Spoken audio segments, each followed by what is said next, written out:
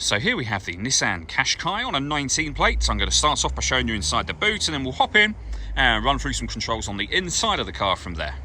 As we approach the back of the car, you can see we have reversing sensors, plenty of boot space as well, along with that 60/40 split folding rear seat should you wish to increase this space even further. And then these two tray sections can lift, remove, and be used to divide the boot up into different sections as well. Okay, now that we're inside the car, we're going to start with the dials. Over on the left-hand side, we have the rev counter and coolant temperature gauge, and on the right-hand side, the speedometer and fuel gauge.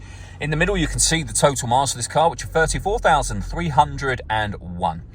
The information displayed above that can be changed using buttons on the steering wheel for various different options, as you can see, or you can have, where we started at, that digital readout for the speedometer. And the buttons I was using to do that are just here.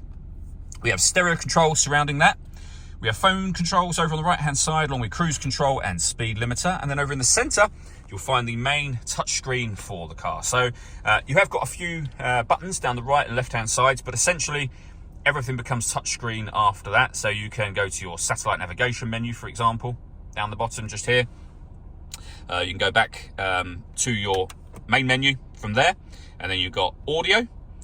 This car has got a few ways in which to listen to music: AM, FM and DAB radio, CD player, USB input, Bluetooth audio so you can stream your music wirelessly once you've paired your phone, auxiliary input, and Apple CarPlay is available in this car as well. So as I say, plenty of ways to listen to your music.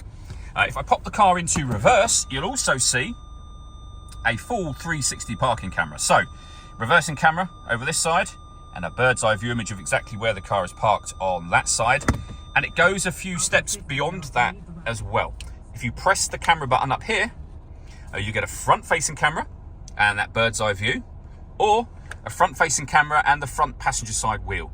These two buttons here are for autonomous parking. So you can parallel park or perpendicular bay park your car. The car will park itself. It'll do all of the steering for you. So you can hit one of those and then follow the instructions up on screen, or you can cancel that as well from there. Below that, we have dual zone climate control. So you can adjust the passenger temperature, driver temperature. You can increase or decrease the fan speed and determine what direction you like the air to be distributed in. The air conditioning is on at the minute. That's off. Back on again. Or you can hit auto. The car will now take control of the direction of the air and the fan speed to maintain the temperatures you've asked for. You can override that manually and put it back on whatever setting you want it on here.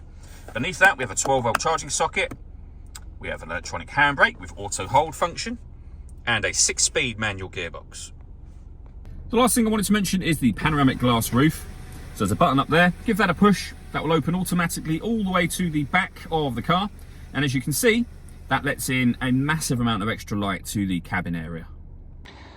All that leaves me to say is thank you for taking the time to watch this video. If you'd like to come and see this ULEZ compliant car for yourself and have a test drive, please feel free to call either of our MJA sites. We'd love to hear from you soon.